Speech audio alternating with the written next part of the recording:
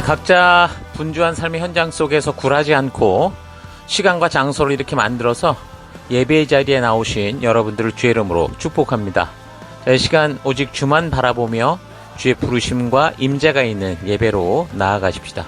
먼저 우리가 찬양으로 주를 바라보면서 지난 주간 우리 각자가 살아왔던 삶을 되돌아보고 또 하나님께 감사할 것과 회개할 것들을 또 주께 아뢰면서 우리의 시선을 오직 우리를 부르신 그 주님께만 고정하며 바라보는 시간들 가지겠습니다.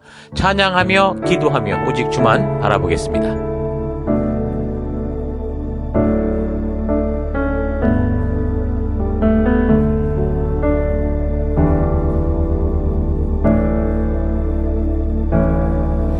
왜 나를 깊은 어둠 속에 홀로 두시는지, 어두운 밤은 왜 그리 길었는지,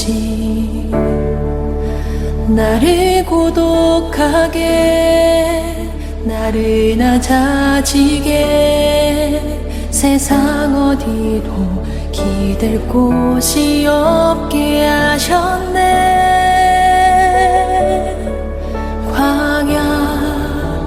광야에 서 있네. 주님만 내 도움이 되시고 주님만 내 빛이 되시는, 주님만 내 친구 되시는 광야. 주님 손 놓고는 단 하루도 살 수 없는 곳,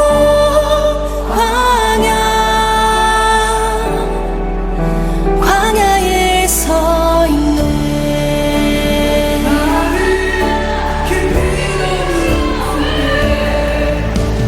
나를 깊은 어둠 속에 홀로 두시는지, 어두운 밤은 왜 그리 길었는지, 나를 고독하게 나를 낮아지게 세상 어디도 기댈 곳이 없게 하셨네.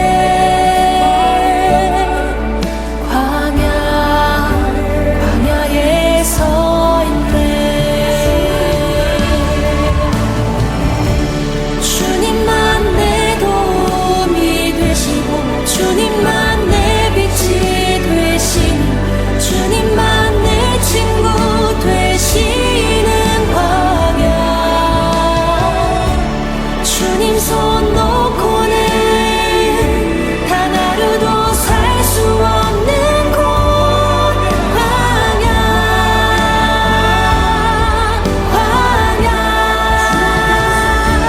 주께서 나를 사용하시려, 나를 더 정결케 하시며 나를 택하여 보내신 그곳 광야. 성령이 내 영을 다시 태어나게 하는 곳, 광야.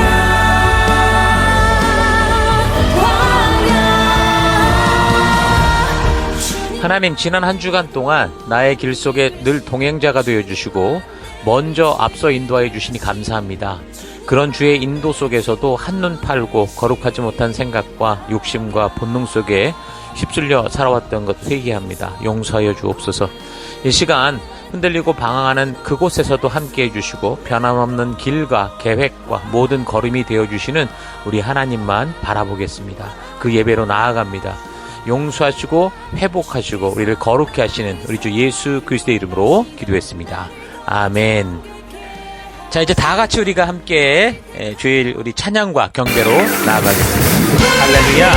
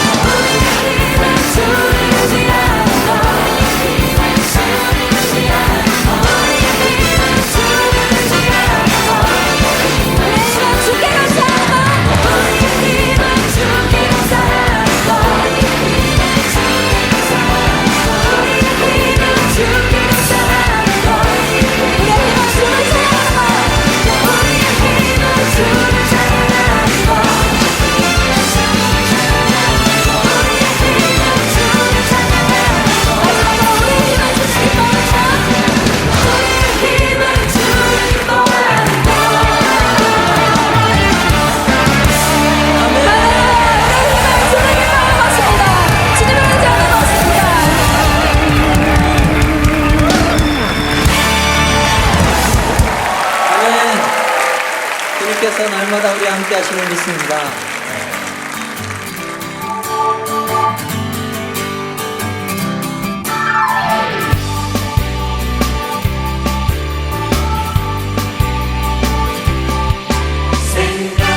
주께 힘내 능력 주께 힘내 소망 주께 힘내 주 안에 있네 생명 주께 힘내 능력 주께 힘내 소망 주께 힘내 주 안에 있네 나의 주 찬양하리 힘을 다해 주 찬양하리 내 생명 다해 내 힘을 다해 모든 소망 주님께 생명 주께 힘내 능력 주께 힘내 소망 주께 힘내 주 안에 있네 생명 주께 힘내 능력 주께 힘내 소망 주께 힘내 주 안에 있네 주께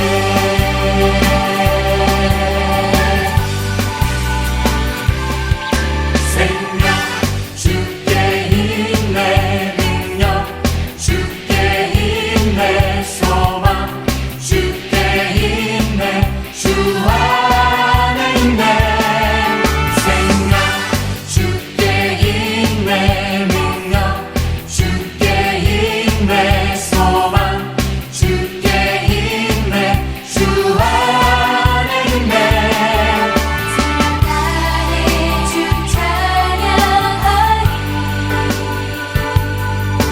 힘을 다해 주 찬양하리 내 생명 다해 내 힘을 다해 모든 소망 주님께 생명 주께 힘내 능력 주께 힘내 소망 주께 힘내 주 안에 있네 생명 주께 힘내 능력 주께 힘내 소망 주께 힘내 주 안에 있네 주 안에 있네 주 안에 있네 주께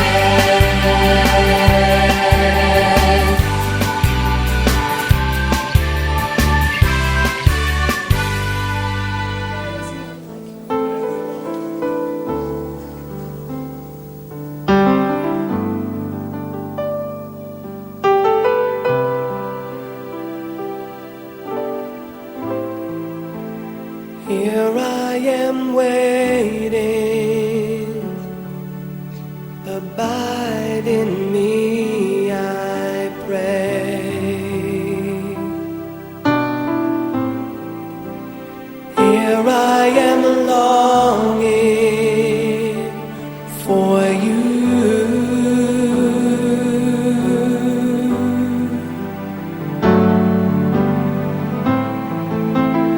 Hide me in your love, bring me to my knees.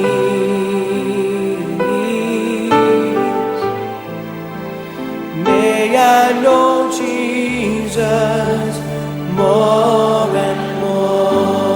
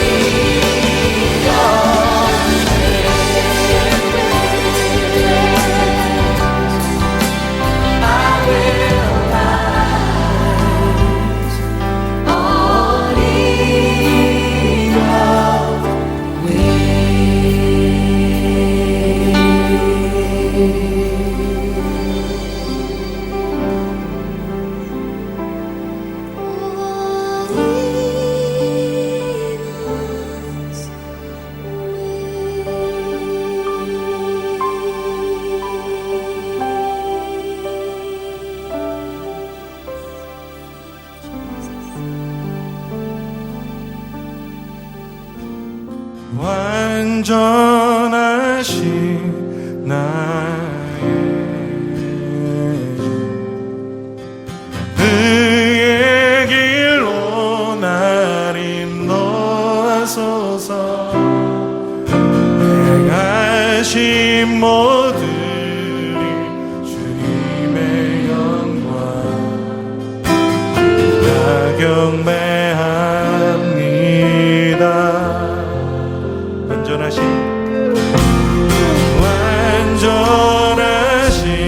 나의 의의 길로 날 인도하소서.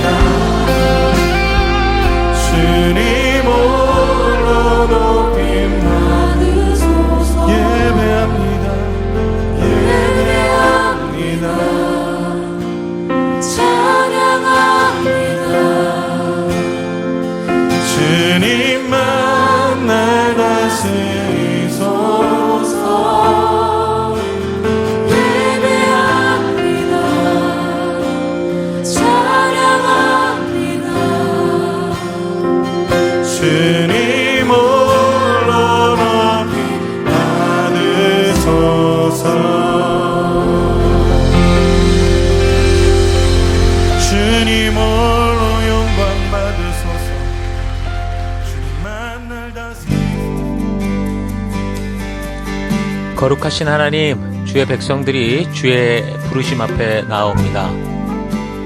지치고 상한 영혼들, 외롭고 곤고한 하루하루를 보내는 이들, 육신의 질병과 마음의 고통으로 지친 영혼들, 하나님 간절한 소망이 있는 영혼들을 위로하여 주시고 치료하여 주시고 거룩한 생명의 길로 인도하여 주옵소서.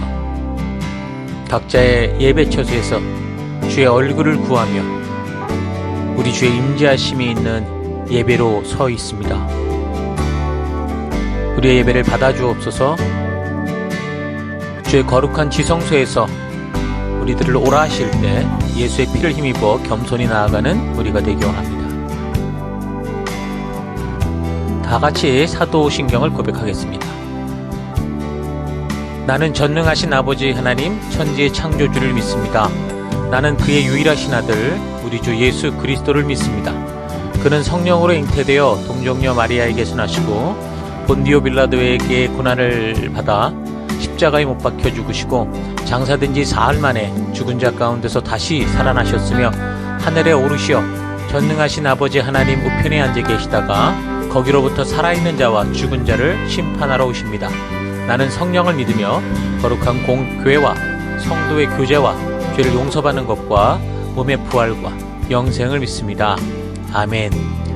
하나님, 우리의 이 고백이 단지 입술의 고백이 아니라 예배 순서로서의 고백이 아니라 우리의 삶으로 드러나는 고백, 우리 삶의 향기가 되고 우리의 그리스도의 편지로서 드러나는 우리가 되기 원합니다. 오직 주만 바라봅니다. 예수님 이름으로 기도했습니다. 아멘. 우리 주변 분들과 같이 인사하십시다. 하나님께서 당신을 사랑하십니다. 아멘.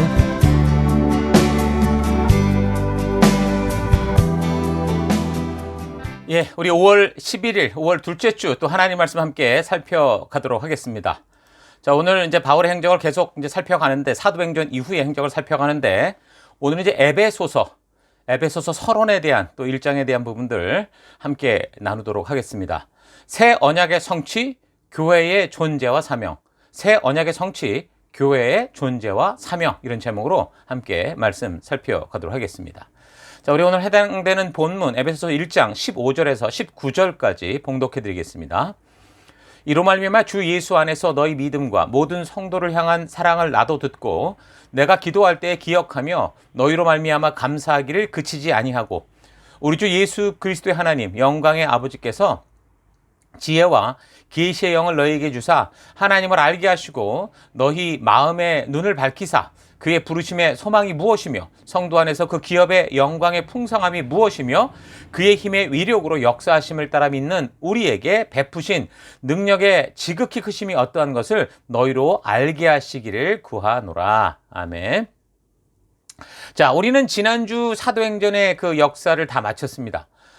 신약의 역사서는 사복음서 그리고 사도행전, 이게 두 권이 전부인데요. 이미 사복음서의 역사, 예수님의 행적과 또 사도들의 행적, 특히 이제 베드로와 바울을 중심으로 했던 행적에 대해서 역사적인 부분들은 이제 다 기록된 대로 다 살피게 됩니다. 그러나 다른 바울 서신들을 보면 사도행전 28장 후에 계속되는 그 바울의 사역을 포함하고 있기 때문에 자, 우리는 이번 주부터 그런 사도행전 28장 이후의 역사들, 기록으로는 담겨있지 않으나 다른 서신서들을 통해 찾을 수 있는 그런 내용을 가지고 나머지 서신서들을 우리가 살펴가게 됩니다. 자, 그래서 먼저는 옥중서신이라고 하는 걸 살피게 되는데, 또한 이제 바울이 로마에 처음 가택 연금되었던 그 2년 후 잠시 풀려나게 되는 시간이 있어요. 그때 시기와 그때 역사와 또 그 후에 또다시 잡혀요. 그래서 이번에는 가택연금 상태가 아니라 이제 사형수의 감옥으로 이제 가게 되는데, 그곳에서 적었던 이제 목회 서신, 디모데를 향한 또 디도를 향한 이 편지들을 살펴갈 겁니다. 자, 그리고 계속해서 이제 남은 것은 예수님의 제자들인 사도들이 여러 지역에서 흩어져 사역을 하게 될 때 남긴 서신서들, 우리가 보통 일반 서신서다라고 이렇게 부르는데 그 일반 서신서들까지 이제 살피게 되면 이제 남은 것은 요한계시록이죠. 사복음서 같은 경우는 우리가 이미 예수님의 역사를 통해 살폈지만 기록 시기 자체는요, 예수님의 사역 시기가 아닙니다. 예수님이 사역을 다 마치고 부활 승천하신 후 시간이 흘러서 한참 지금 사도들에 의해서 복음 전도가 진행 중인 그때였죠. 자, 그러니까 바울의 후기 서신과 제자들의 일반 서신들이 적혀지는 그 시기쯤에 사실은 이 사복음서가 기록되었던 겁니다. 어쨌든 그래서 우리는 이 일반 서신서를 우리가 살피고, 그리고 지금 말씀드린 것처럼 이제 신약의 마지막 요한계시록을 살피게 됨으로 해서 이제 모든 또 5차 이 성경 연대기적 강해를 마치게 됩니다. 기록으로 보면 이제 시간적으로 따지면 신약이 한 우리가 30여 년 정도의 역사만을 남기고 있습니다. 그런데 아직 우리가 살필 이 성경 하나하나가 한 30번 정도는 더 살펴가야 되거든요. 그죠? 어쨌든 지금 성경에 우리가 살피는 끝부분이 다가오고 있으니까 그동안 살펴왔던 전체적인 눈을 우리가 잘 기억하시면서 차분히 끝까지 성실하게 이 하나님 말씀과 이 역사를 통해 말씀하시는 하나님을 우리가 만나갔으면 좋겠습니다. 자, 그래서 지금까지 살펴보았던 이 바울의 편지를 보면 뭐 데살로니가 전서 같은 경우는 먼저 격려하기 위해서, 그 교회를 격려하기 위해서 적었던 그런 편지였지만, 뭐 데살로니가 후서나 갈라디아서, 뭐 고린도 전서 같은 경우는 어떤 경우였습니까? 교회에 문제들이 발생해서 그 문제를 교정하고 수습하는 차원에서 이제 적게 되는데, 그래서 그 편지에는 때로 그 바울의 격한 감정들이 그대로 막 전달되기도 했던 걸 우리가 봤습니다. 근데 이제 로마서 같은 경우는 교회의 문제가 아니라 미리 선교를 위해 어떤 준비로서 그렇게 적게 되었기 때문에 믿음에 대한 분명한 어떤 정의, 교리 이런 것들을 좀 자세하고 차분히 잘 풀어서 설명하고 있는 거, 이것도 우리가 또 살폈습니다. 그래서 이제 우리가 오늘부터 살필 에베소서, 빌립보서, 골로새서, 빌레몬서는 바울이 지금 이제 로마에 도착해서 가택 연금 상태에서 적은 그런 서신들로서 옥중 서신이다, 이렇게 우리가 부릅니다. 자, 그런데 이제 이 내용들을 살펴가다 보면 이전에 저 초기 서신서들, 조금 전에 말씀드렸던 뭐 데살로니가 전후서, 뭐 갈라디아서, 고린도 전후서, 로마서 같은 이런 초기 중기 서신은 좀 사뭇 다른 것을 좀 볼 수 있어요. 그러니까 바울이 그동안 오랜 선교 기간을 통해서 산전수전 다 경험하면서 지금 여러 면에서 성숙해졌거든요. 그러니까 성품도 굉장히 어떤 이 대쪽 같다가 좀 많이 온유해졌죠. 그래서 처음에는 심하게 부딪혔던 그 사람이 있었죠. 마가 요한 같은 사람도 나중에는 이제 친숙한 동역자가 되기도 합니다. 자, 그리고 무엇보다 그동안 이 걸어왔던 그 땅끝까지 복음을 전하고자 하는 그 과정을 통해서, 그러니까 이제 첫 번째는 어디였었어요? 갈라디아 지역에 대한 1차 전도가 있었고, 그다음 마케도니아, 아카야 지역에 대한 2차 전도 지역이 있었고, 그때 이제 데살로니가 전후서를 썼었고요. 그리고 이제 에베소를 중심으로 한 아시아 지역 전도를 위한 3차 전도 여행도 있었었죠. 그때 이제 고린도 전후서, 갈라디아서, 로마서 같은 이런 편지, 이런 서신을 적었고, 그리고 예루살렘에 잡혀서 가이사랴 이 감옥에 한 2년간 옥살이를 했었죠. 그리고 이제 로마로 가는 그 기간이 굉장히 어려웠는데 어쨌든 6개월 이상 걸려서 로마에 도착하고, 로마에서는 가택연금으로 거의 2년 동안 또 같이 있었잖아요. 자, 그러니까 적어도 이거 다 따져보면 10년 이상이 되는 시간을 통해서 바울이 지금 계속 그 선교 현장에서 걸어왔던 건데, 그래서 그 과정을 통해서 바울의 어떤 그 생각에 예수님의 재림에 대한 이 부분에 좀 어떤 생각에 큰 변화가 있었던 걸 발견할 수 있습니다. 그러니까 초기 서신서들을 잘 살펴보면 데살로니가 교회에서 벌어졌던 그 종말에 관한 문제에 대해서 얘기할 때나 또 고린도전서의 내용을 봐도 사도 바울의 마음속에는 항상 이제 예수님의 재림이 곧 있을 거다, 아무리 늦어도 자기가 살아있을 때 예수님의 재림이 있을 거다라는 어떤 그런 확신을 가지고 선교에 임했던 것을 알 수 있습니다. 그래서 그 당시 초대교회가 예배를 마치면서 성도들끼리 하는 인사가 뭐였냐면 마라나타라는 거였어요. 이 마라나타, 쉽게 말하면 주께서 곧 오십니다, 주여 오시옵소서, 이런 의미였거든요. 그러니까 그만큼 재림에 대한 기대가 컸다는 거죠. 그래서 예수님께서 승천하신 후에도 보면 일주일 만에 약속하셨던 성령 강림이 있었잖아요. 자, 그런 것처럼 아마 예수님의 재림도 그야말로 자신들의 생애가 다 끝나기 전 곧 오신다 했으니 속히 오실 거다 하는 그런 믿음이 있었죠. 자, 그런데 이게 로마서부터 이렇게 보면은 예수님의 재림에 관한 얘기가 이 편지에, 바울의 편지의 내용에 나오질 않습니다. 그러니까 마태복음 24장에서 예수님께서 종말에 대해 말씀하실 때 뭐라고 그러셨습니까? 24장 14절, 이 천국 복음이 모든 민족에게 증언되기 위하여 온 세상에 전파되리니 그때야 끝이 올 거다. 그러니까 세상 끝까지 전파돼야 그때 끝이 온다 그랬던 거죠.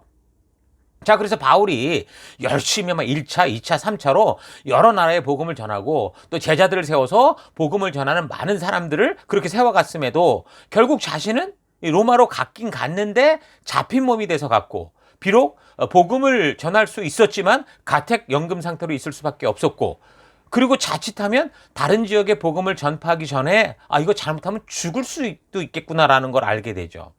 자, 그런데 예수님이 약속하셨던 것은 복음이 온 세상에 전파되리니 그때야 끝이 온다라고 그렇게 말씀을 하셨단 말이에요. 그러니까 예수님의 재림이 자기가 기대하고 생각한 것처럼 자기의 생애 안에 그렇게 빨리 속히 이루어질 수 있는 게 아닐 수도 있겠구나라는 걸 알게 된 거죠.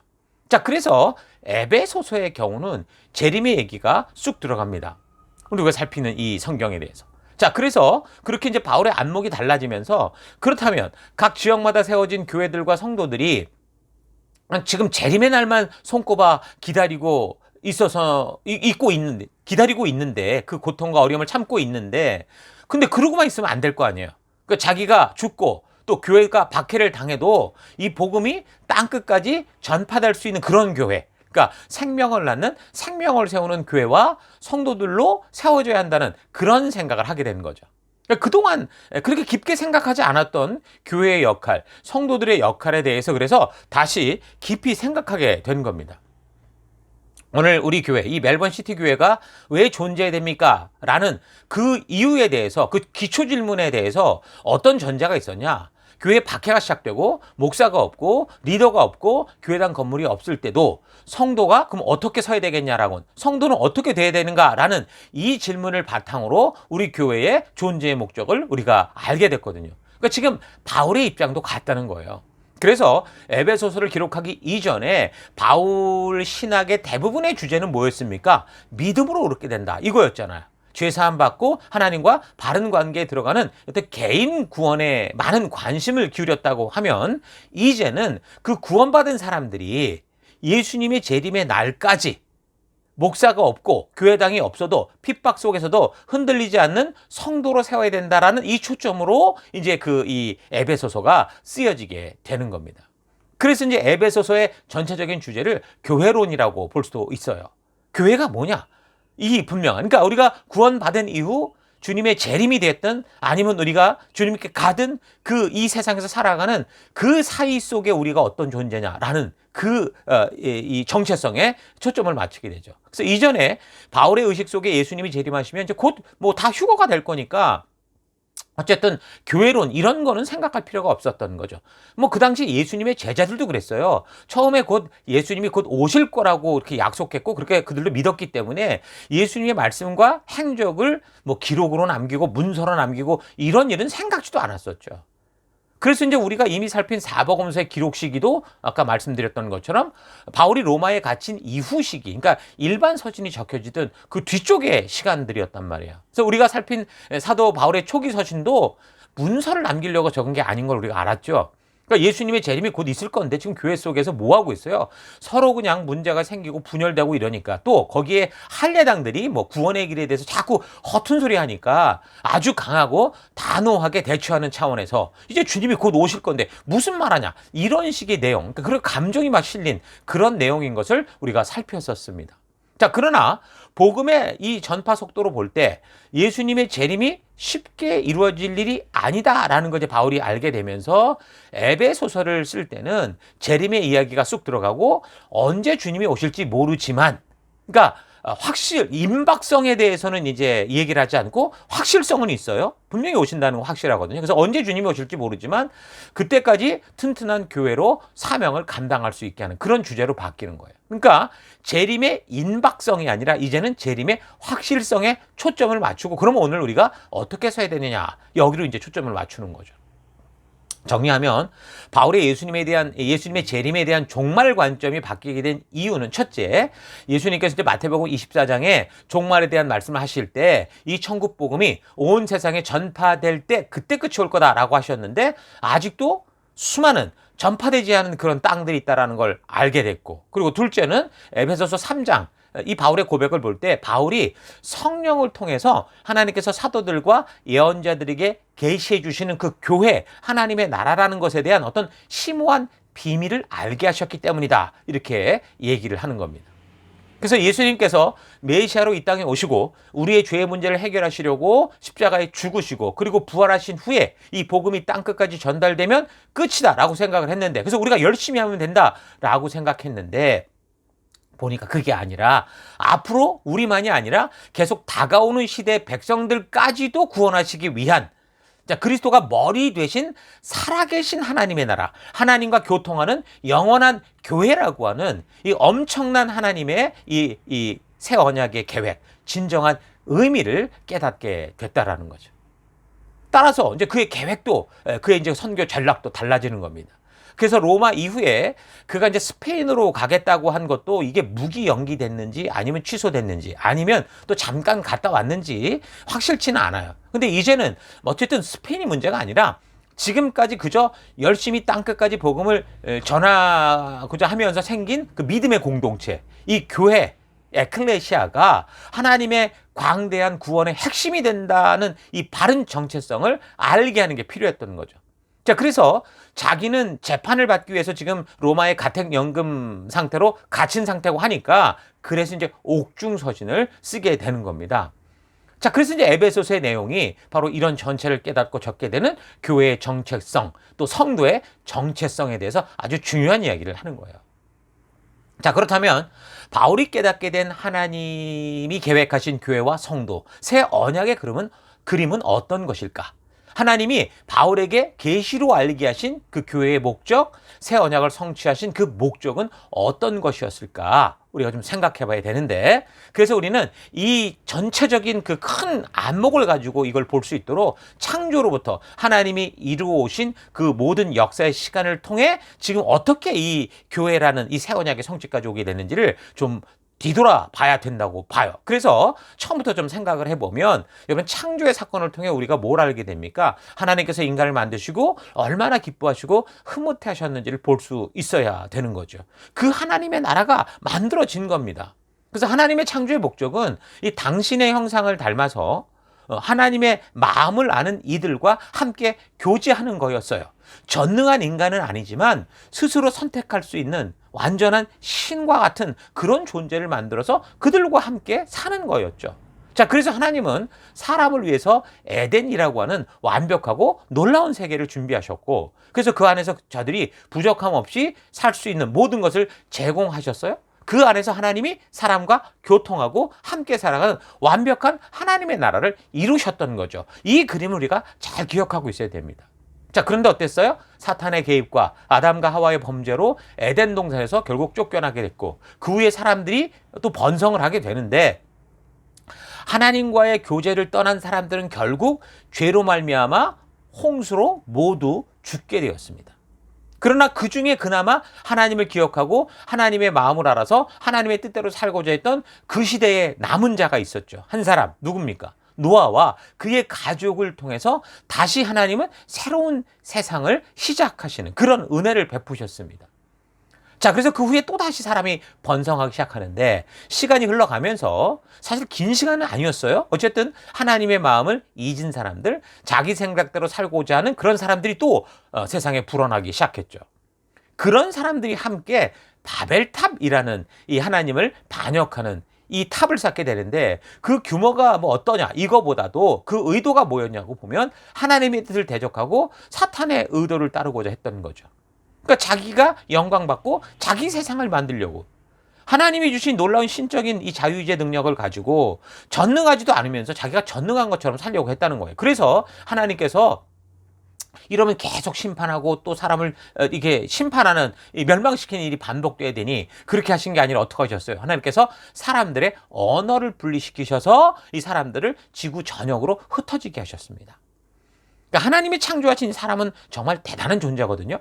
지금 우리가 사는 이 시대에는 한 쇳덩어리가 하늘을 날아다니고 심지어 우주를 날아다니고 바다 깊은 곳까지 들어갈 수 있는 엄청난 과학이, 그게 있어서 위대해 보이지만 사실 우리가 과거를 보면 더 위대한 걸 볼 수 있는데 우리가 지금 사용하는 이런 발달된 측량 기구나 중장비 같은 것이 없었는데도 그 우리의 옛사람들은 과학의 핵심을 알았고 그래서 엄청난 건물을 짓기도 하고 불가사의한 일들을 많이 이루었었죠.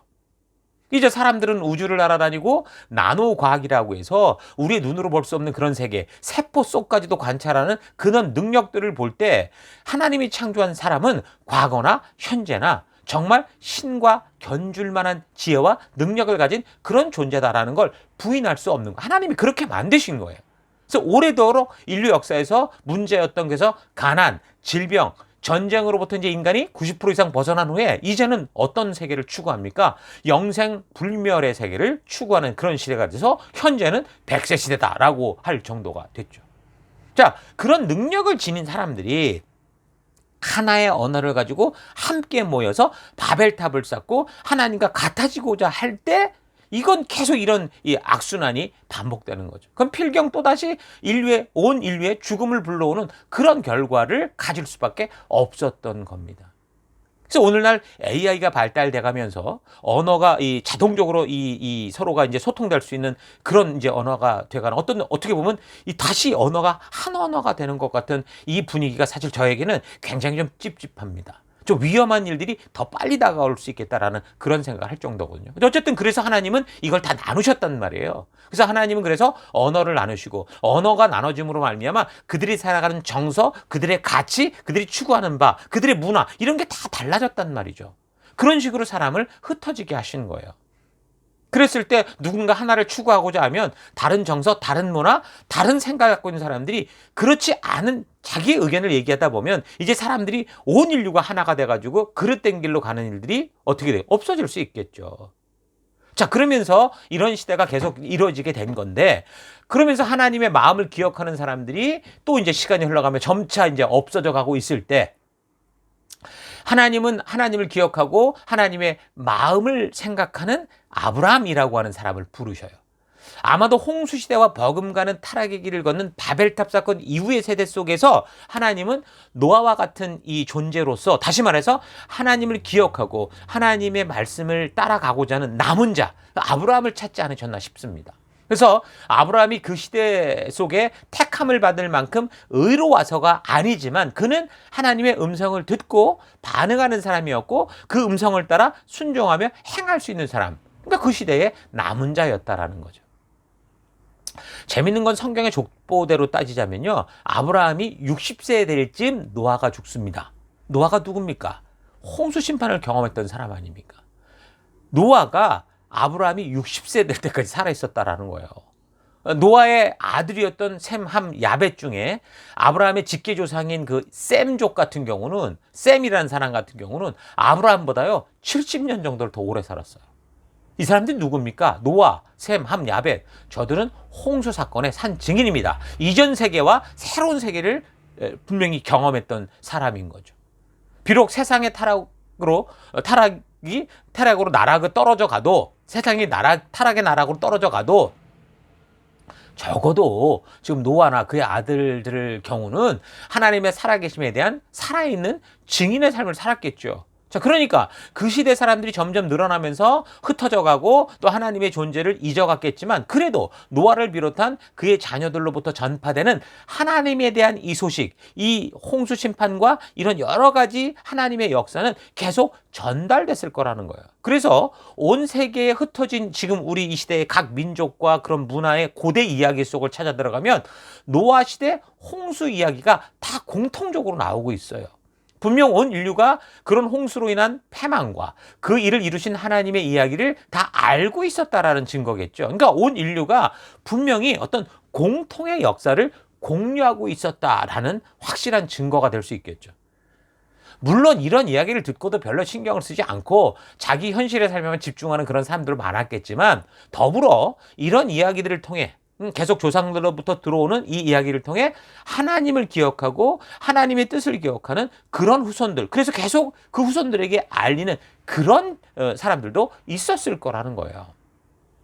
자, 그렇다면 셈의 직계 9대 손인 아브라함의 경우 그 홍수로부터 300년의 정도의 시간이 흐른 시대에 이 아브라함이 태어나서 살았고 그리고 하나님에 대해 신실했는지는 모르지만 분명 하나님에 대해 들었고 조상들로부터 들었던 그 이야기를 그가 분명히 믿고 있었다라는 거죠. 그래서 노아와 그의 직계 자손들이 살아있는 동안 홍수 심판의 이야기를 다 듣고 하나님의 존재에 대해 분명히 들어 알고 있었을 건데 그 시대 많은 사람들은 점점 하나님을 잊어갔지만 그냥 그 옛날 신화야 이런 식으로 치부했는지 모르지만 아브라함은 조상들로부터 들었던 똑같이 들었던 하나님의 약속을 기억하고 있었고 그래서 그런 그가 하나님께서 그를 부르실 때 믿음으로 반응했고 순종하여 말씀 따라 나아간 겁니다. 그래서 바벨탑 사건 이후에 세상의 많은 사람들 모두가 하나님의 마음을 잊고 다 자기 생각대로 살아갈 때 하나님은 하나님의 뜻을 기억하고 하나님의 말씀을 존중하는 사람, 그 시대의 남은 자 아브라함을 통해서 하나님의 그 진심을 온 땅과 열방 속에 알리시고자 했던 거죠. 자, 그래서 하나님은 그를 메소포타미아 지방에서 가나안 지방으로 이끌어 들이시죠. 그래서 믿음으로 결국 가나안 땅에 도착한 아브라함은 그곳에 정착하며 하나님의 뜻을 따라 한 걸음 한 걸음 살아갑니다. 자, 그렇게 가나안 땅에 정착하며 살다가 아브라함이 죽고 난 후에 그 아브라함의 후손들은 그때 자연재해 때문에 여러 가지 우여곡절 끝에 가나안 땅을 떠나서 곡창지대라고 할 수 있었던 이집트로 이주하게 되죠. 그리고 그곳에서 번성하게 됩니다. 그런데 저들이 그곳에서 떠나서 거룩한 백성으로 살아갈 약속의 땅 가나안, 하나님이 이끄신 그 땅으로 돌아오지 않았어요.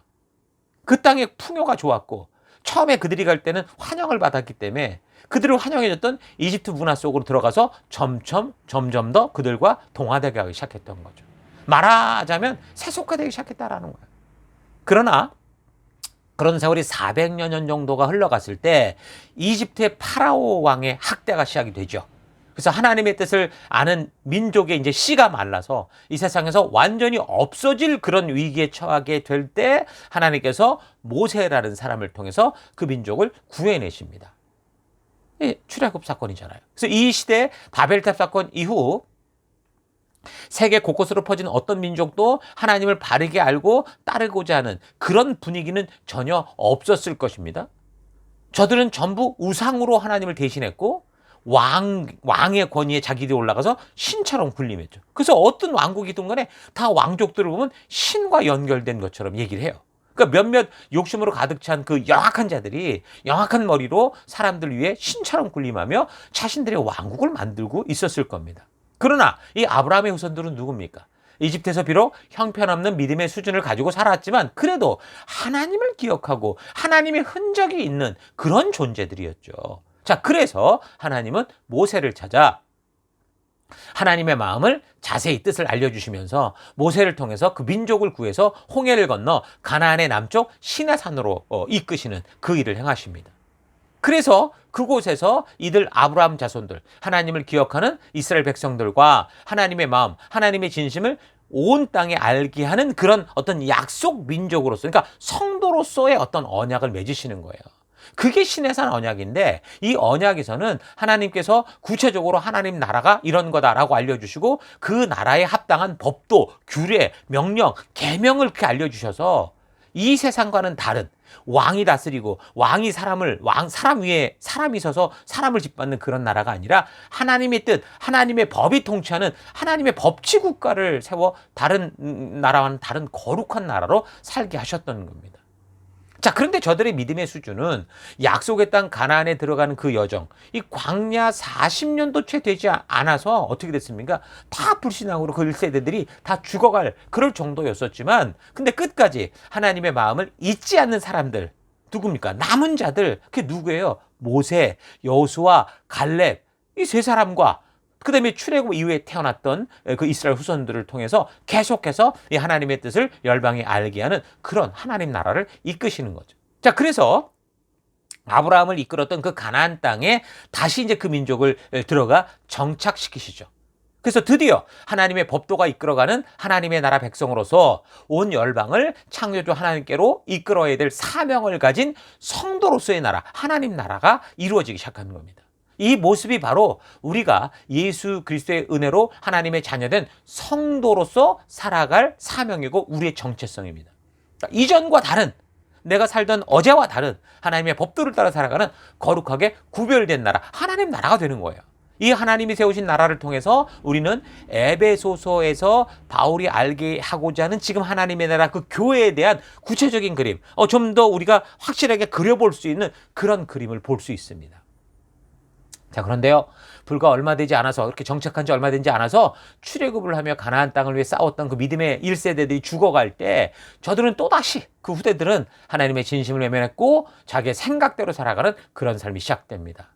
그렇게 350년의 반항기, 사사시대를 살아가는데 이 사사라는 존재를 통해서 하나님의 진심을 계속 알리시지만, 그 위급함에서 구해내시지만, 그런 은혜를 입고 하는 사람들이 결국에는 어떻게 되느냐, 맨 마지막에 그런 하나님을 만난 게 아니라 인간을 왕으로 세워달라고 하는 이 세속과 똑같은 나라를 만들고 말았어요.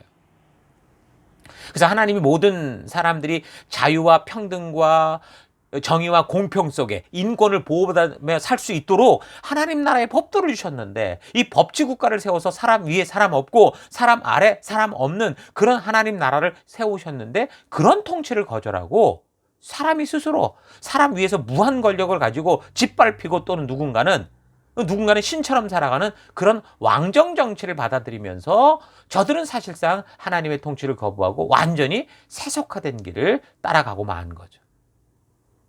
사실 하나님은 이것 때문에 너무 큰 마음의 아픔을 겪으셨는데, 그래도 좋게 생각해보면 하나님의 진심을 아는 한두 사람을 통해, 대부분 모든 일들이 남은 자, 끝까지 하나님의 약속을 지키는 그 한두 사람을 통해 이어져 가는 걸 볼 때, 왕이라는 이 존재들이 하나님의 이런 마음을 바르게 알고 경외하는 존재가 된다면 자기를 따르는 백성들을 온전히 하나님의 뜻과 의도 가운데로 인도할 수 있을 거라 생각했으나, 근데 역시 인간들은 하나님의 그런 의도조차 외면하며 세속화되고 말았습니다. 그나마 그런 왕정 통치 중에 다윗이라고 하는 어떤 걸출한 인물이 등장해요. 하나님의 마음에 합한 자가 등장하는데, 다시 말해서 하나님의 마음과 의도를 아는 사람이 있기는 했지만, 그 외에 그 400여 년의 그 왕정 시대 동안 변변한 인물 없이 결국 이 나라는, 이 약속의 나라는 다 주변국에 의해 망하고 이스라엘은 바벨론의 포로가 되고 말죠. 그 혼란한 시기 동안 그러니까 다 패망한 거 없어졌어요. 그래서 하나님은 하나님의 가슴을 품은 이 선지자들을 계속해서 돌아오라 말하시면서 그들을 보내셨지만, 하나님을 열방에 알릴 이 이스라엘, 이 택함 받은 자들은 오히려 그런 보냄받은 선지자를 외면하고 핍박하고 죽이기까지 합니다. 그래서 온 민족이 결국 다 망했고 죽고 포로가 되고 마는데, 이제 포로가 된 그곳에 가서야 그동안 하나님의 가슴에 품었던 선지자들의 예언과 저들의 글을 통해 이제 하나님의 진정한 마음을 바르게 알게 되죠. 그래서 하나님의 마음이 담긴 선지자의 글들을 소중히 여기고 하나님의 말씀들을 모으기 시작합니다. 그래서 포로로 잡혀간 지 약 70년 후 바벨론이 망하고 페르시아가 패권을 가질 때 선지자들의 예언과 같이 이스라엘은 다시 예루살렘으로 돌아오게 되는데, 돌아온 이들이 하나님의 약속을 지켜주심에 감격하고 벅차서 막 뭔가를 또 기대하지만, 또 시간이 흘러가면서 이스라엘은 강대국의 통치 아래 하나님의 진실한 그 사명을, 사랑을 외면했고 무관심했고, 그래서 구약의 성경 마지막 말라기 선지자의 글을 볼 때 심지어 이 사람들이 하나님이 언제 우리 사랑했냐라고 대들고 적대적인 상태가 되면서 결국 구약의 문이 닫혀진 겁니다.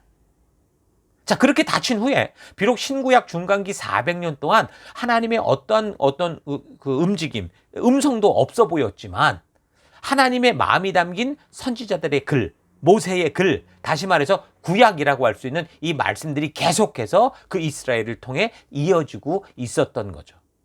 보존되고 있었던 거예요. 그래서 하나님은 그 글들 속에 하나님의 진심을 담아 보냈는데, 사람들은 그 글들 속에서 결국 어떻게 됩니까? 율법과 규례 등, 그러니까 종교적인 행위들만 뽑아와서 하나님을 자기들의 욕심을 채우는 우상처럼 섬기게 되는 종교적 욕심에 빠져들게 되고, 그런 전통에 깊이 물들어 버려서 하나님의 마음이 빠진 율법주의, 유대주의에 심취하게 됩니다.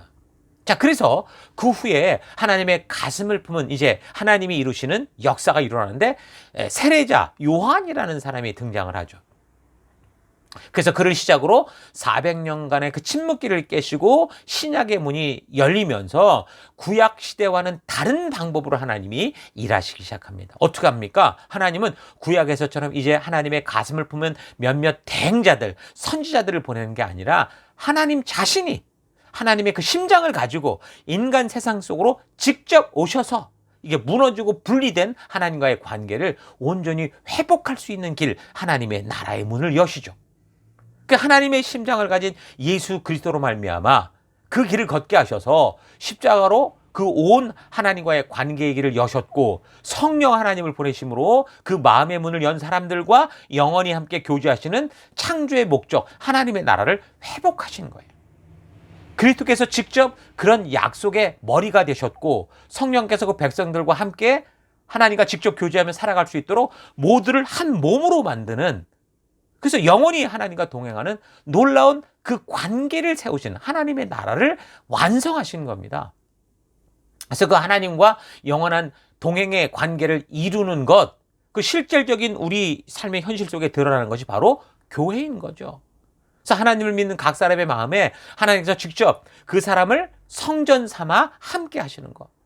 그리스도의 머리가 되시고 우리가 모두 한 몸이 되어 그것이 하나님의 성전이 되는 것. 그래서 교회를 통해 하나님께서 직접 그 택한 백성들과 함께하는 그 창조의 그 첫 모습, 에덴 동산의 모습과 같은 그런 삶을 살기로 하신 거예요. 그래서 교회는 우리가 흔히 생각하는 교회당이라고 하는 건물이 아니고요. 바로 성도가 교회고 그 교회는 예수님께서 직접 머리가 되어주시고 말씀으로 다스리시고 그것을 믿는 모든 성도들로 하여금 함께 연결된 한 몸이 되는 겁니다. 그래서 교회는 적어도 이 땅에 현존하는 하나님 나라의 어떤 모습이다라고 볼 수 있는 거예요. 무엇으로 예수님의 머리 되신 몸에 성도들을 연결하느냐 하면 그게 바로 뭐예요? 하나님의 말씀인 거예요. 이 하나님의 법도와 규례와 명령과 계명을 주신 그 하나님의 의도를 따라 믿음으로 살아가는 이 믿음을 통해서 모두를 연결하게 하시는 거죠. 그래서 이제는 유대인이나 헬라인이나 로마인이나 스그디아인이나 뭐 할례당이나 무할례당이나 야만인이나 종이나 자유인이나 이스라엘이나 이방인이나 그 누구든 하나님의 이 말씀을 듣고 이 의도를 따라 살아가게 될 때, 믿음으로 나아갈 때 모두 다 하나님의 자녀가 되는 거고 거룩하게 구별된 하나님 나라의 백성이 돼서 왕이신 하나님께서 그들을 직접 통치하시고 인도하시는 그 하나님 나라의 백성으로서 이 열방 속에 주신 사명을 이루며 살아가게 되는 겁니다. 자, 그래서 바울이 이 로마에 가택 연금된 상태에서 삶을 살아갈 때 바로 이런 하나님의 교회에 대한 성도를 향한 놀라운 계획과 섭리의 그 기쁨을 깨닫게 되는 거죠. 그래서 단지 바울이 살던 그 시대의 재림에서 온 인류가 끝장나는 게 아니고 영원히 다가오는 그런 계속되는 세대 속에서 하나님의 이 진심을 알고 믿는 그 미대 모든 성도들로 하여금 그리스도가 직접 항상 머리가 되시고 성령이 하나 되게 하시는, 그게 바로 교회고 이 성도라는 놀라운 이 진리를 깨닫게 되는 겁니다. 그래서 교회는 하나님과 함께 거하는 천국과 같은 곳이에요. 예수님의 피로 제사함을 받아 하나님의 자녀가 됨을 믿음으로 하나님과의 관계가 회복되고 회복된 그 성도들을 성령 하나님께서 직접 인치셔서 보호하고 영원토록 동행하는 것, 그게 교회고 그게 바로 우리 성도인 거예요. 그래서 교회는 단지 예수를 믿음으로 뭐 원하는 축복을 받는다, 어려운 세상에서 피할 도피처가 생긴다, 이게 아니고요.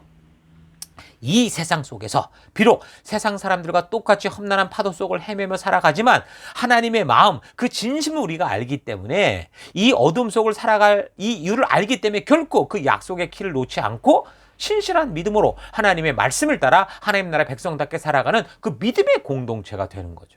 자, 그래서 성도와 교회는 더 이상 잠깐뿐인 이 세상에 유혹되고 넘어지고 끌려가는 게 아니라, 세상에서 잘 되려고 하나님 예수님을 이용하는 게 아니라 이 세상 속에서 하나님의 진심인 그 예수 그리스도의 빛과 소금이 돼서 내가 처한 세상, 나의 가정, 나의 학교, 내 직장, 내 사업장, 내 모든 관계 속에서 살아계신 하나님의 이 마음을 알리고 전하는 증인으로 살아가야 하는 거예요.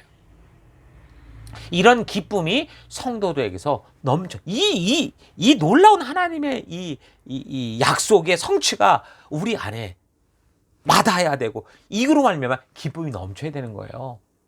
세상이 주는 그런 만족과 비교될 수 없는 그 놀라운 기쁨과 평안이 바로 이 하나님의 약속의 성취로 말미암아 성도들의 얼굴 속에 그들의 삶 속에 드러날 때 향기가 될 때 그때 세상이 그 향기에 취해서 그렇게 교회로 나오게 되는 거죠. 그게 전도인 거죠. 여러분 빛은 감출 수 없죠. 소금은 녹아서 형체가 없어질 수 있어요. 그런데 그 맛은 결코 없어지지 않습니다. 그래서 그리스도인들은 그저 세상에서 늘 유혹되어 살거나 또는 늘 핍박받고 피해 다니면서 주님의 재림의 날만 기다리는 그런 인생이 아니고요. 오히려 빛이 돼서 감출돼야 감출 수 없는 그 어둠을 밝히 비추는 그런 인생을 살아야 되는 거고, 그 소금이 돼서 그들과 녹아서 그 형태는 없어진 것 같으나 결국 녹아 없어진 바로 그곳에서 맛이 변화되고 제맛을 내고 그 땅을 썩지 않게 하는 그런 빛과 소금된 삶을 살아내는 것, 그게 성도고 그게 교회인 겁니다. 여러분 지금 어떤 교회고 어떤 성도로 살아가고 있습니까? 여러분 누룩과 같이 밀가루에 섞이면요 그 흔적조차 보이지 않지만, 그러나 시간이 지나면 어떻게 됩니까? 그 누룩이 섞인 밀가루가 부풀어 올라서 전혀 다른 형태의 존재를 만들듯이 하나님께서 그리스도 피로 사신 성도들을 세상과 격리된 곳으로 모아서 거기에 숨겨둔 개토에 숨겨두는 게 그게 아니고요. 세상 속에서 세상과 철저히 섞이게 하셔서, 그러나 변질되지 않는 교회로 존재하게 해서 세상의 지친 영혼들이 힘을 찾고 거할 수 있는 하나님의 성전을 삼으시는 거예요. 그래서 이제는 선지자나 사도, 목사라는 특별한 사람이 아니라 이 열방 속에서 하나님의 백성이라면, 성도라면 누구나 하나님의 진심을 바르게 알고 그 하나님의 애타는 마음을 전할 수 있는 증인된 삶을 살아가는 것, 그게 믿음의 길이요 신앙의 삶인 겁니다. 이게 얼마나 대단한 일입니까? 우리가 눈으로 볼 수 있는 천국이 지금 여러분 속에, 우리 교회 속에, 우리 가운데 있는 겁니다. 이것이 바로 에베소서를 적은 이유고 1장의 이야기예요. 그래서 바울은 이 비밀을 깨닫고 감격해서 처음부터 이 편지의 서두부터 찬송합니다 주님 하면서 말문을 열어요. 1장 3절. 찬송하리로다. 하나님 곧 우리 주 예수 그리스도의 아버지께서 그리스도 안에서 하늘에 속한 모든 신령한 복을 우리에게 주시되. 자, 우리가 이렇게 성도가 되었고 교회가 되는 것은 어떤 복을 받은 것인가라는 걸 설명하죠. 그래서 창세전에 그리스도 안에서 우리를 택했다고 하셨고요. 그 기쁘신 뜻대로 우리를 예정하셨다 하셨고요. 예수 그리스도로 말미암아 자기 아들 되게 하셨다 하셨고, 또 그 아들로 말미암아 구속 곧 죄사함을 받게 하셨고, 또한 지혜와 총명으로 넘치게 하셔서 그 뜻의 비밀을 알게 하시고 성령으로 인쳐서 영원히 자기 백성으로 자기 자녀로 구별하신 것, 거룩하게 하신 것이 바로 우리 성도들이다. 우리가 받은 복이다. 우리의 존재의 이유다. 교회의 비밀이다. 이 얘기를 하는 겁니다. 이런 놀라운 은혜를 받은 사람들이 성도고, 그런 하늘의 신령한 복받은 성도들이 모여서 교회를 이루고, 그래서 그 교회는 마침내 그리스도의 몸을 이루어서 성령 안에서 하나님이 거하시는 처소, 하나님의 나라가 된다라는 거죠. 바울이 말하고 있는 비밀이 크다라고 한 그 뜻이 바로 이겁니다. 그러니까 바울이 이렇게 담대히 말할 수 있는 것은 사실 이 놀라운 진리를 깨닫기 전까지는 예수를 믿는 사람들은 개인적으로 믿고 이제 곧 재림의 날을 기다려서 천국 가면 되는 그런 상황인 줄 알았는데, 이 재림의 날이 속히 오지 않는다는 사실을 알게 되면서 그가 10년이 넘는 세월 동안 목숨 바쳐 전도하고 눈물과 신실한 열심으로 세워서 이제 예수님 재림의 날만을 손꼽아 기다리는 사람들로 인해서 정말 얼마나 고민스러웠겠습니까? 거기에다가 이제 가까운 미래에 있을 교회에 대한 환난과 박해가 다가오는 걸 보면서 자신은 이제 로마의 감옥에 갇힌 몸이 되었고 앞으로 어떤 판결이 내려질지 모르는, 곧 죽을 수 있는 그런 상황을 맞아서 지금 각 지역에 흩어져 있는 교회들이 얼마나 걱정이 됐겠어요. 주의 재림의 날만을 고대하고 있고, 그래서 박해와 어려움을 그것 때문에 참고 있던 성도들이 주의 재림의 날이 이제 그리 빨리 올 것 같지 않다라는 사실을 알게 되면 어떻게 성도들이 그 믿음의 소망을 버리지 않고 살아갈 수 있겠습니까? 참으로 고민스러웠을 건데, 바울은 재림의 날을 기다리는 차원을 넘어서 하나님의 나라가 우리 안에 이미 임하여 놀라운 그 하나님의 계획이 이루어졌고, 그것이 바로 우리 자신이고 우리가 존재하는 그것이 우리의 정체성이었다는 걸 깨닫고, 이제 우리가 천국 백성답게 하나님과 지금 함께 그 기쁨을 누리며 사는 그런 교회로 하나가 되자고, 그래서 힘주어 말하는 거예요. 교회가 뭐다? 성도가 뭐다? 하나님 나라가 뭐다? 말하는 거죠. 이 놀라운 소식을 바울은 모든 교회와 성도들에게 알리고 싶었던 게, 그래서 이제 에베소서는요, 단지 에베소에 있는 그 교회에게만 보내는 어떤 특정한 서신이 아니고요, 에베소를 시작으로 모든 교회들이 다 같이 읽어볼 수 있도록 하는 회람 서신으로 적혀진 거예요. 주님 다시 오실 때까지 교회 자신이, 성도 자신이 어떤 존재인지를 알고 하나님의 계획과 섭리가 어떤 것인지를 알아야, 그래야 핍박과 환난의 세상 속에서도 방향을 잃지 않고 오히려 성령 하나님과 동행하며 천국을 누리는 사명을 살아가는 백성이 될 수 있는 거예요. 여러분, 오늘날에도 많은 교회들 속에 수많은 신자들이 주님이 거하시는 처소가 돼서 하나님과 동행하는 천국의 삶을 살아가는 게 아니고요, 성도로서의 존재의 가치를 잊어버렸고, 우리 예수님께서 성전 마당에서 피눈물 흘리시며 뒤집어 엎으셨던 그 책망받던 예루살렘 교회처럼, 교회를 시장터처럼, 그런 어떤 그 무슨 점집처럼 그렇게 만들어가고 있다라는 거죠. 왜 그렇습니까? 그거는 교회가 어떤 것인지를 모르고 성도의 그 구원이 어떤 의미를 주고, 그래서 성도가 어떤 존재고 자신의 신분이 주는 놀라운 그 사실, 하나님의 부르심을 모르기 때문인 거예요. 교회에서의 직분과 역할에 대해서도 그 이유를 모르잖아요. 이건 전부 세상의 세속 어떤 그런 권력처럼 되는, 그렇게 오해하는 게, 그 교회 안에서도 이상한 일들이 벌어질 때가 많다는 거죠. 그래서 저는 매주 묵상 질문에 뭘 던지고 있습니까? 하나님이 누구십니까? 오늘 말씀을 보고 여러분이 역사를 살폈을 때 하나님 어떤 하나님이십니까? 라고 묻고, 그로 인해서 그 하나님을 볼 때 그럼 나는 누구인지를 알게 해서, 그럼 그렇다면 내가 누릴 수 있는 복이 무엇인가를 항상 여러분에게 질문을 하는 거예요. 이걸 알아야 우리가 바른 생활을 해갈 수 있거든요. 그래서 이 질문에 대해 여러분이 성실하고 좀 신실하게 묵상하고 신중하게 그 답을 계속 찾아간다면, 여러분은 바로 지금 이곳, 이 시간, 이 환경과 이 상황 속에서 바로 천국을 누리며 하나님과 동행하는 그 기쁨을 만끽하며 살게 될 겁니다. 자, 에베소서를 함께 나누며 여러분들이 이 한 주간 이제 이 놀라운 비밀의 소식을 읽고 좀 깊이 묵상해서 우리가 어떤 존재고, 또 어떻게 그리스도가 머리 대신 교회의 몸이 됐고, 그래서 지금 나는 성도로서 어떤 삶을 누리며 또 즐기며 살 수 있는지를 좀 바르고 온전히 아는 그런 시간들 될 수 있기를 축원합니다. 자, 그래서 이 시대 속에서 우리가 질질 끌려다니는 인생이 아니라, 가나안의 그 음란과 탐욕과 탐심과 돈과 욕심이라는 악취에 그래 끌려다니는 그런 인생이 아니라, 하나님의 이 놀라운 계획 속에 예정되었고 선택된 백성으로서 참된 천국의 기쁨과 하나님이 늘 함께 동행하고 인도해 주시는 거룩한 축복의 삶, 그리스도의 향기를 풍기는 여러분 될 수 있기를 주의 이름으로 축원합니다. 이 한 주간도 이 말씀을 가지고 참된 하나님의 나라요 교회로서 승리하는 여러분 되시기를 바랍니다. 예, 계속해서 우리 잠시 우리 듣는 말씀을 생각하시면서 기도하고 묵상하시겠습니다. 함께 묵상하십시다. 예, 여러분, 오늘 말씀을 통해서 여러분이 정말 얼마나 소중한 성도고 귀한 존재인지를 잘 기억하기 바랍니다. 하나님은 우리를 창조하셔서 당신의 기쁨조를 만들려고 한 게 아닙니다. 당신이 만드신 세계를 관리하는 관리자로 만든 게 아니에요.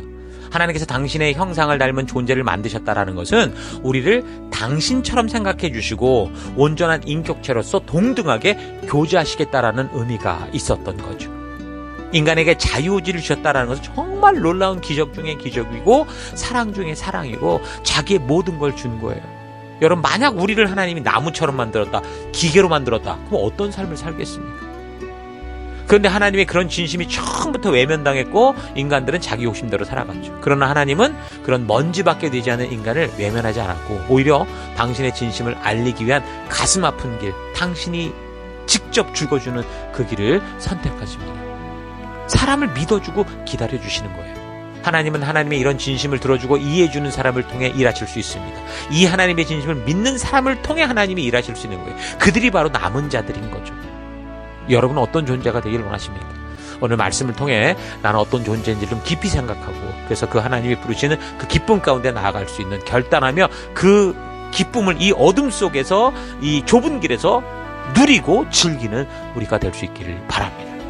하나님의 진심을 외면하는 성도가 아니라 하나님의 진심을 따라가는 우리가 되기를 바랍니다. 그래서 이 시간 그런 결단하며 함께 말씀을 생각하며 기도하기 원합니다. 첫째, 하나님의 진실한 사랑을 진정으로 진지하게 만날 수 있는 믿음 주옵소서. 거듭나기 원합니다. 기도하시고, 두 번째, 교회요 성도라는 이 엄청난 하나님의 사랑을 기억하고 늘 변함없는 빛과 소금 된 삶을 살아가기 원합니다. 내가 선 곳 어느 곳에서든 그곳에서 어둠을 탓하고 좁음을 탓하는 게 아니라 그곳에서 빛이 되고 하나님 주님의 소금이 되는 내가 되길 결단합니다.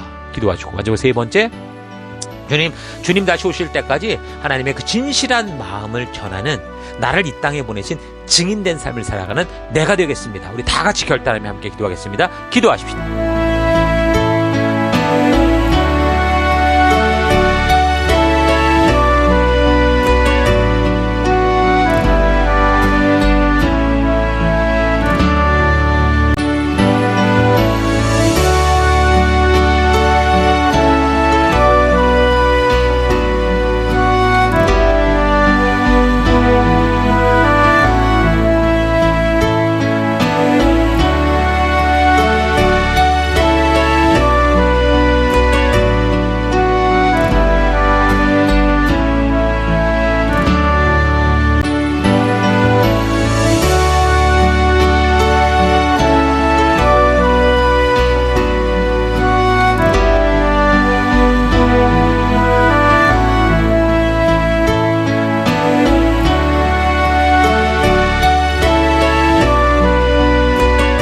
사랑의 하나님, 오늘도 우리의 말씀을 통해서 너무도 놀라운 교회, 너무도 놀라운 성도의 정체성, 내가 누구인지를 말씀하시니 감사합니다.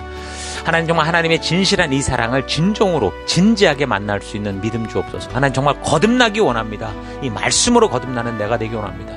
교회요, 성도라는 엄청난 하나님의 사랑을 기억하고 늘 변함없는 그런 빛과 소금된 삶을 살아가기 원합니다. 그래서 어둠을 탓하고 좁음을 탓하는 게 아니라 바로 그곳에서 빛과 소금 되어 살기를 결단합니다. 주님 다시 오실 때까지 하나님의 그 진실한 마음을 전하는 그런 삶 살기를 원합니다. 증인된 삶 살기를 원합니다. 하나님, 내가 가는 곳곳마다 그리스도의 향기가 풍겨나가는 그런 한 주, 그런 이 한 주간 될 수 있도록 지금 또 역사하시고 인도하여 주옵소서. 함께 하심을 감사드리고 예수님 이름으로 기도했습니다. 아멘.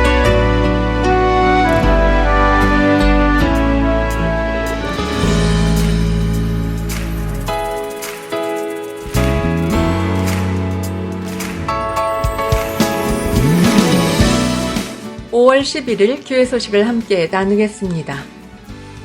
이번 주는 2025년 셀위크 15번째 주간입니다.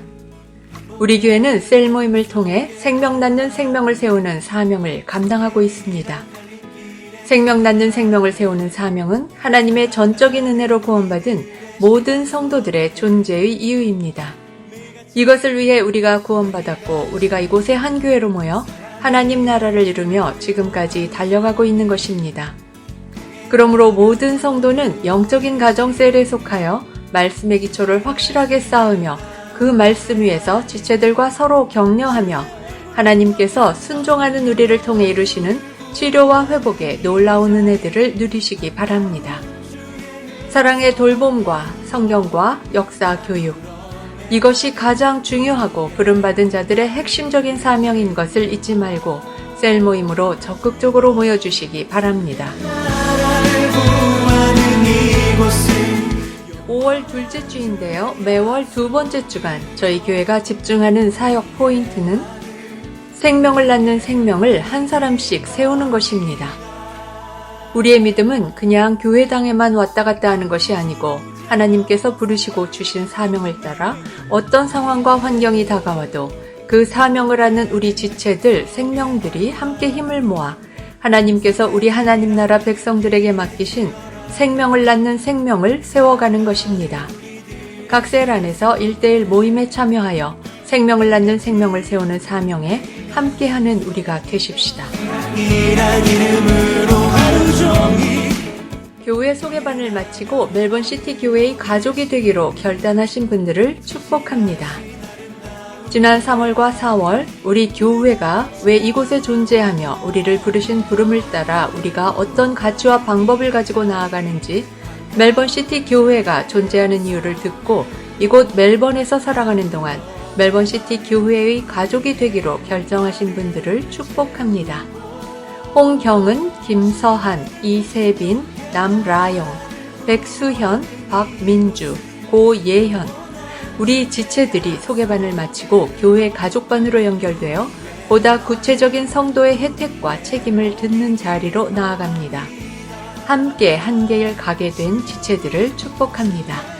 이곳 멜번에 있는 동안 하나님이 주신 거룩한 사명을 함께 이루는 귀한 동역자가 되십시다.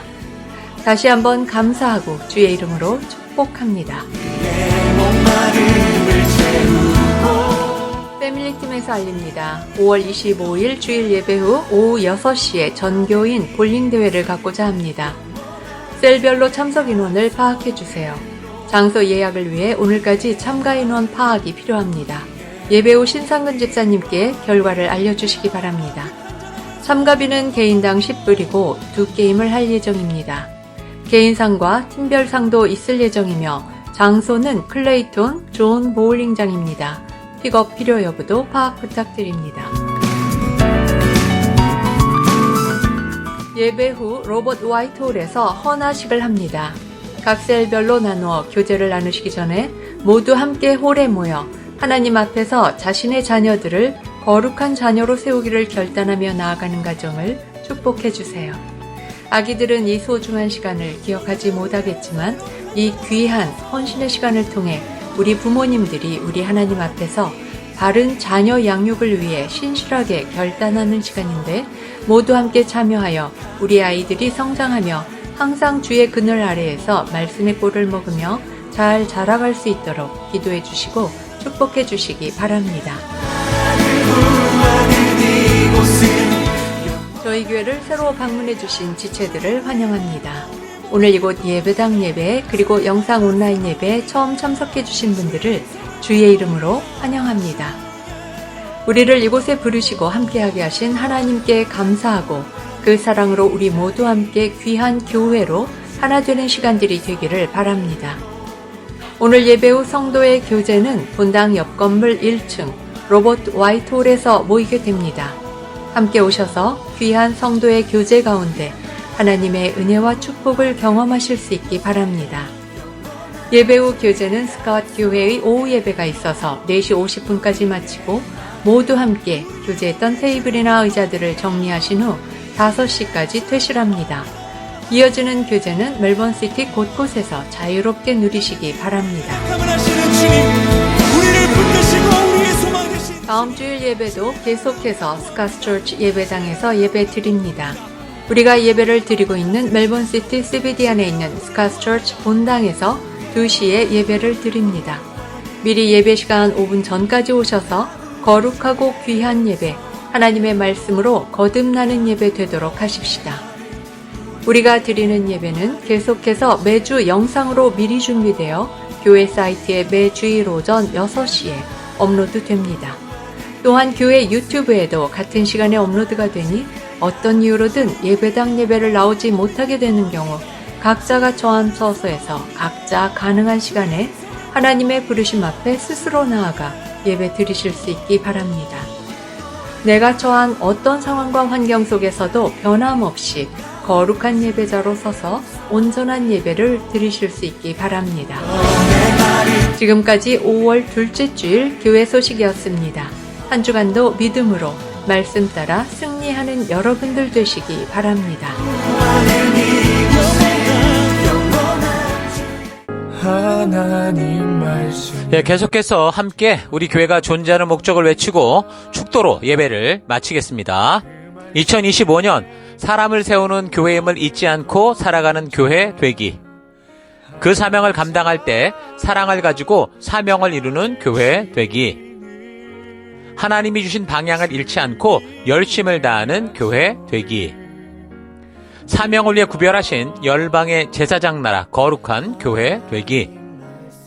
어떤 상황과 환경 속에서도 하나님의 말씀대로 용기 있게 순종하는 교회 되기. 아멘. 자, 이런 부르심 잊지 마시고 이제 각자 번뇌를 받은 삶의 터 곳곳으로 돌아가셔서 이 세상의 풍요와 그 어두움과 화려함에 휩쓸리는 우리가 아니라 부르신 사명 따라 그 어둠 속에 거룩한 빛을 비추고 썩어가는 곳에 온전한 소금이 되어 그 땅을 살리고 맛을 내는 승리하는 한 주 되시기를 주의 이름으로 축원합니다.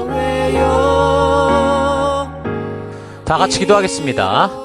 이제는 우리 주 예수 그리스도의 은혜와 하나님의 그 크신 사랑하심과 성령님의 감화, 감동, 위로, 축복, 충만하심이 오늘 말씀을 통해 하나님이 꿈꾸시는 거룩한 하나님 나라가 무엇이고 교회가 무엇이며 성도로 부름받은 자신의 정체성을 바르게 다시 되새기며 내가 선 곳에서 하나님의 부르심 따라 각자가 선 그곳을 하나님의 거룩한 나라요 교회로 만들어갈 것을 결단하는 모든 백성들 머리 위에 이제로부터 영원토록 함께 하실지어다.